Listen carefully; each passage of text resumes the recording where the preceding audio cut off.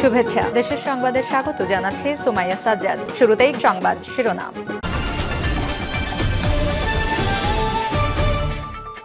BNP ক্ষমতার বাইরে কিছু দেখছে কিনা প্রশ্ন সার্জিস আলমের। এরপর জানিয়ে দেব, সংস্কারের নামে অযথা নির্বাচন প্রলম্বিত করা হচ্ছে বলছেন ইমরান সালেহ প্রিন্স। আরো জানিয়ে দেব, যুবদলে হাইব্রিড দুর্বৃত্তদের স্থান নেই বলছেন শরীফউদ্দিন জুয়েল। এদিকে আওয়ামী লীগের সাথে আপোষের কোনো সুযোগ নেই বলছেন প্রেস সচিব শফিকুল আলম।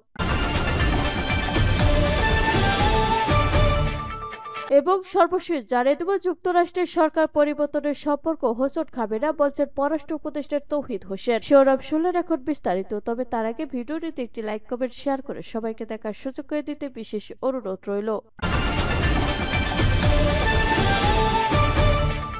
বিএনপি ক্ষমতার বাইরে কিছু দেখছে কিনা প্রশ্ন সার্জিসের। বিএনপির ক্ষমতার বাইরে কিছু দেখতে পাচ্ছে কিনা এমন প্রশ্ন রেখেছেন জাতীয় নাগরিক কমিটির মুখ্য সংগঠক সার্জিস আলম। তিনি বলেছেন, এত বড় একটি ছাত্র জনতার অভ্যুত্থান হয়েছে, যেই অভ্যুত্থানে এখনো 1 বছর পার হয়নি। সেখানে যদি এটি বলা হয় 25-এর মাঝামাঝিতে অর্থাৎ 1 বছরের পূর্বে নির্বাচন চাই, তখন আমাদের মনে হয় তাদের চোখের সামনে শুধু ক্ষমতা। এর আগে এদিন সকালে রাজধানী গুলশান দলের চেয়ারপারসনের কার্যালয়ে এক সংবাদ সম্মেলনে মির্জা ফখরুল বলেন, চলতি বছরের জুলাই-আগস্টের মধ্যে জাতীয় সংসদ নির্বাচন আয়োজন সম্ভব। এ ব্যাপারে উদ্যোগ নিতে অন্তর্বর্তী সরকারের প্রতি আহ্বান জানান তিনি। সার্জিস আলম বলেন, যদি ফ্যাসিস্ট আওয়ামী লীগ সরকার ক্ষমতায় থাকতো তাহলে এই নির্বাচনের চিন্তা তারা 2029-30 সালের দিকে করত।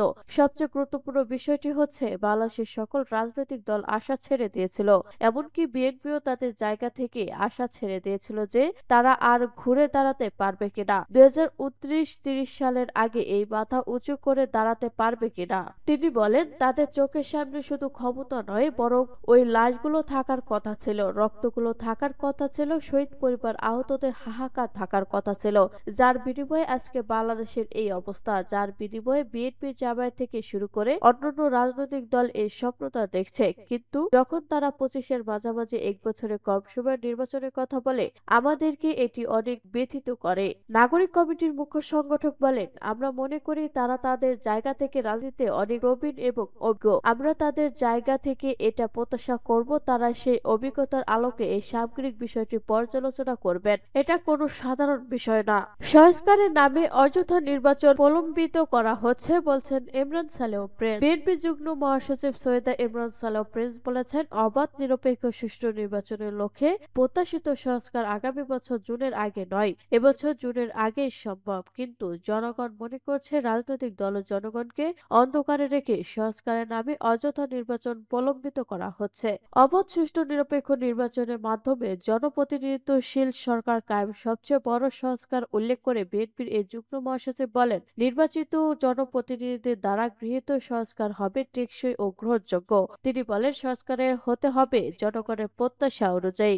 জনসম্পৃক্ত সংস্কার আধুনিক, মানবিক ও ন্যায়ভিত্তিক রাষ্ট্র করতে পারে। শুধু কোটটাই পরা শহরের মানুষের নয়, গ্রামগঞ্জ, ক্ষেত খামারের কাদা মাখা ঘামান্ত মানুষের প্রত্যাশা সংস্কার প্রতিফলিত হতে হবে। মানুষের সংসার না চললে সংস্কার হবে অর্থহীন। কৃষক সমাবেশে ইমরান সালেহ প্রিন্স বলেন, বিএনপি রাষ্ট্র পরিচালনার সুযোগ মেলে জনগণের ক্রয় ক্ষমতা বৃদ্ধি, নিত্য প্রয়োজনীয় দ্রব্যমূল্য জনগণের ক্রয় ক্ষমতার মধ্যে রাখা, ফ্যামিলি কার্ডের মাধ্যমে অসচ্ছল পরিবারের মাসিক খরচের সহায়তা, পল্লী রেশনিং, কৃষক কার্ডের মাধ্যমে কৃষি ভর্তুকি প্রদান, শস্য বীমা, পশু বীমা, মৎস্য বীমা এবং পোল্ট্রি বীমা চালু করা হবে।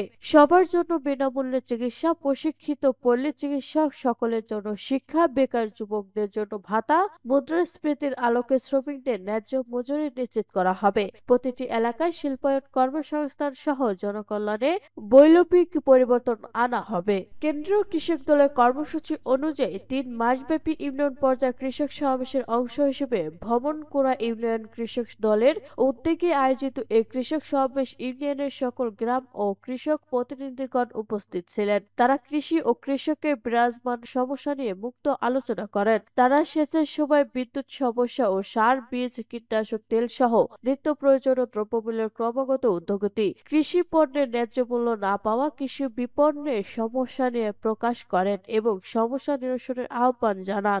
যুব দলে হাইব্রিড ও দুর্বৃত্তদের স্থান নেই বলছেন শরীফুদ্দীন জোয়েল। বাংলাদেশ জাতীয়তাবাদী যুব দলে হাইব্রিড, অনুপ্রবেশকারী ও দুর্বৃত্তদের স্থান হবে না বলে হুঁশিয়ারি দিয়েছেন ঢাকা মহানগর উত্তর যুব দলের আহ্বায়ক শরীফুদ্দীন জোয়েল। তিনি বলেন, যারা এ ধরনের ব্যক্তিদের যুব দলে আশ্রয় দেওয়ার চেষ্টা করবে তাদের বিরুদ্ধে কঠোর ব্যবস্থা নেওয়া হবে। তিনি স্পষ্ট করে বলেন, যুব দলে কেউ চাঁদাবাজি কিংবা দখল বাণিজ্যে জড়িত নয়। যারা এমনটা করছে তারা দুর্বৃত্ত। যুব দলে দুর্বৃত্তদের কোনো জায়গা নেই। যারা আন্দোলন সংগ্রামে গুরুত্বপূর্ণ ভূমিকা রেখেছে, যারা হামলা মামলার শিকার হয়েছে এবং যারা হাসিনার রক্তচক্ষুর ভয়ে ভীত না হয়ে বাংলাদেশ জাতীয়তাবাদী দলের ভারপ্রাপ্ত চেয়ারম্যান তারেক রহমানের নির্দেশনা মেনে চলেছে, একমাত্র তারাই যুব দল করবে, যোগ করেন তিনি। যুব নেতা জোয়েল আরো বলেন, 5 আগস্ট ছাত্র জনতার গণ অভ্যুত্থানের পর গঠিত অন্তর্বর্তীকালীন সরকারের প্রধান কাজ হচ্ছে নির্বাচন কমিশনের প্রয়োজনীয় সংস্কার করে একটি অবাধ, সুষ্ঠু, নিরপেক্ষ নির্বাচনের ব্যবস্থা করা, জনগণের ভোটাধিকার নিশ্চিত করা। জনগণ তাদের প্রতিনিধি নিজেরাই নির্বাচন করবে এবং সেই প্রতিনিধিরাই জনগণের জন্য প্রয়োজনীয় সব সংস্কার করবে। তিনি অন্তর্বর্তীকালীন সরকারের প্রতি আহ্বান জানিয়ে বলেন, অতি দ্রুত নির্বাচনের রোডম্যাপ ঘোষণা দিন। যদি নির্বাচনে কেউ কাল বিলম্ব করার চেষ্টা করেন, ক্ষমতা কুক্ষিগত করে রাখার চেষ্টা করেন, তাহলে প্রয়োজনীয় জনগণ আবার মাঠে নামবে, নিজেদের অধিকার নিজেরাই প্রতিষ্ঠা করে নেবে। আওয়ামী লীগের সাথে আপোষের কোনো সুযোগ নেই বলছেন প্রেস সচিব শফিকুল আলম। আওয়ামী লীগের সাথে আপোষের কোনো সুযোগ নেই মন্তব্য করে প্রধান উপদেষ্টা প্রেস সচিব শফিকুল আলম বলেছেন, জুলাই গণ অভ্যুত্থানে অংশগ্রহণকারী শহীদ ও আহতদের রক্তের দাগ এখনো শুকায়নি। যাদের হাতে এই আন্দোলনের রক্ত, যারা অসংখ্য নিরাপরাধ মানুষকে গুম, খুন, নির্যাতন করেছে, ফ্যাসিস্ট হাসিনা সেই দোষরদের এদেশে রাজনীতি করার কোনো অধিকার নেই। তাদের বিচারের আওতায় আনতে আমাদের সরকার প্রতিশ্রুতিবদ্ধ। এই জেনারেশনের পরবর্তী যে কোনো জেনারেশনে আওয়ামী লীগকে কেউ ক্ষমা করবে না। শফিকুল আলম বলেন, জাহাঙ্গীরনগর বিশ্ববিদ্যালয়ের শিক্ষার্থী শুধু জুলাই আন্দোলন নয়, বরং বাংলাদেশের সকল গণ আন্দোলনের অগ্রসৈনিক। যুগের পর যুগ যা আমরা করতে পারিনি, আমাদের ছোট ভাই বোন, ছেলে মেয়ে এবং শিক্ষার্থীরা আন্দোলনের মাধ্যমে তা করিয়ে দেখেছে। এ ধরনের মহৎ আন্দোলন পৃথিবীতে বিরল। তিনি আরো বলেন, আমাদের লড়াই এখনই শেষ হয়নি। যতদিন না আমরা সমতার বাংলাদেশ পাবো এবং মানবাধিকার নিশ্চিত হবে, ততদিন আমাদের এই লড়াই চলতে থাকবে। এ সময় অনুষ্ঠানে প্রেস ইনস্টিটিউট বাংলাদেশের পিআইবি পরিচালক ফারুক ওয়াসিফ বলেন, জাহাঙ্গীরনগর বিশ্ববিদ্যালয় সবসময় ইতিহাসে গুরুত্বপূর্ণ ভূমিকা রেখেছে। এর মাটি, ইট আর শিক্ষার্থীদের হৃদয়ে রক্তের মতো লাল। প্রতিটি দশকে আমরা রক্ত দিয়ে নতুন দশকের আয়ু কিনেছি। তিনি বলেন, 1970 এর দেশকে রক্ষী বাহিনীর হাতে তরুণরা শহীদ হয়েছিল। 1980 এর দশকে গণতন্ত্র প্রতিষ্ঠার জন্য শিক্ষার্থীরা রক্ত দিয়েছিল।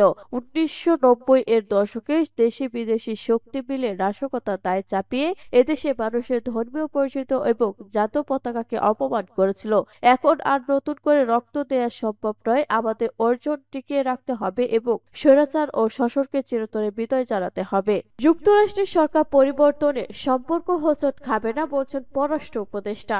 মার্কিন যুক্তরাষ্ট্রের সরকার পরিবর্তনের কারণে বাংলাদেশের সঙ্গে সম্পর্কে হোঁচট খাবে না বলে অভিমত ব্যক্ত করেছেন অন্তর্বর্তী সরকার পররাষ্ট্র উপদেষ্টা মোহাম্মদ তৌহিদ হোসেন। চীন সফর নিয়ে বুধবার পররাষ্ট্র মন্ত্রণালয়ে সাংবাদিকদের প্রশ্নের জবাবে অভিমত ব্যক্ত করেন তিনি। নবনির্বাচিত মার্কিন প্রেসিডেন্ট ডোনাল্ড ট্রাম্পের অভিষেকের দিন তথা আগামী 20 জানুয়ারি বেইজিং সফরে যাচ্ছেন পররাষ্ট্র উপদেষ্টা। মার্কিন নতুন প্রশাসনের সঙ্গে অন্তর্বর্তী সরকারের যোগাযোগ হচ্ছে কিনা জানতে চাওয়া হয় উপদেষ্টার কাছে।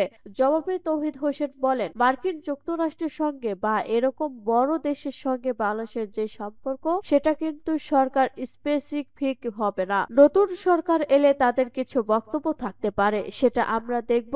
স্পেকুলেশন করার কিছু নেই। আমি কবে গেলাম চীনে সেটা কোনো বিষয় নাই। আমি মনে করি মার্কিন যুক্তরাষ্ট্রের সরকার পরিবর্তনের কারণে বাংলাদেশের সঙ্গে সম্পর্কে হোঁচট খাবে না। আমরা মনে করি এটা স্তম্ভিত হলে চলবে। সম্পর্ক একটা বহমান ধরা উল্লেখ করে উপদেষ্টা আরো বলেন, এটাকে পারস্পরিক চাওয়া পাওয়ার হিসেব সবসময় একটু অধুক্ত পরিবর্তন হয়। এরকম যখন হবে তখন আমরা সেই অনুযায়ী আমাদের পদক্ষেপ নেব এবং আমরা নিতে পারবো বলে আমি মনে করি।